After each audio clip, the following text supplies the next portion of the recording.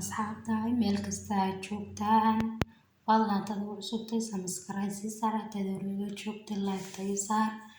insha Allah maanta waxaan u doonaa waxaan gacmo ku maadhan doono insha Allah laba halkan waxaan ku haysanaa koolgeed halkan waxaan ugu jira geerisaliin halkan waxaan ku haysanaa fixiso insha Allah fixisada waxaan ku tarsan doonaa marka labaad saliid saytuun ku tarsan doonaa iyo sonkor insha Allah fixisada way ka saaraysa madmadowga oo dhan bay ka saaraysa wixii raba in wajiga cayiliyaan oo kale way ku cayilinaysaa qurux bay kaaga dhigaysaa wajiga oo dhan sufta qurux badan bay kaaga dhigaysaa madmadowga oo dhan way ka saaraysaa insha Allah isku tarsan doonaa koolgeedina waan ku shubaynaa marka soo shubanay geerisaliintii iyo koolgeedii insha Allah waxaan ku tarsanaa fixisadeeni waa fixisada lagu daro roodhida iyo waxaas khamiiriso insha Allah yar marka aan ku tarsan doonaa wajiga tan marsi qurux bay kaaga dhigaysaa iyo biyaha lagu soo qasan doonaa soo tarsanay waa fixisadeeni waxa weeyaan koolgeedini iyo fixisadii waan soo tarsanay hadii caano yar caano ku soo daray hadii caano yar ku qasan kartaa biyo sida rabtid ku qasanaysaa insha Allah marsan doonaa gacanteena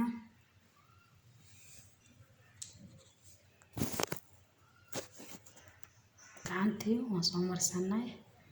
marsanayda ma tusin oo kaliya ku haya gacan ku marinay marka insha Allah soo tajaabiya insha Allah marka soo kan waa kii ugu horeeyay ka labaadna inta soo doona insha Allah qurux bay ka dhigay nadiif madmadowga oo dhan gacmaha ka saarayaan isbuuci laba koor mare dadoontid qurux bay abinta greenka ku qooshatid baan marsan kartaa fixisada iyo greenka kaliya aad isku qoosho bas marka meelaha u baxay sidoo kale iska marso guriga shaqeynay sidoo kale kadib iska maydh qurux ku cayilinaysaa madmadowga waxaas oo dhan ka saaraysaa gacmo oo dhan xitaa dadka baroota rabaan jeeda ka faa'iideysta alaabtan waa aragtaan waa soo maydhanay waa kaas baan quruxda laga yaabaya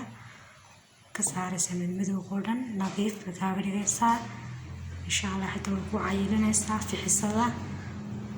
insha Allah kana waxaan samaysan doonaa tiin labaad halkan waxaa noogu jira sonkor in yar oo sonkor way halkan waxaa noogu jira saliid saytuun taasoo noogu jirta iyo fixisadeeni insha Allah intan wajiga xitaa waan mariyaa gacmaha waan mariyaa insha Allah wajiga kushkush buu kaaga dhigaysaa alaabtan hadii waji cayilan oo nadiif oo madmadow lahayn inaad yeelatid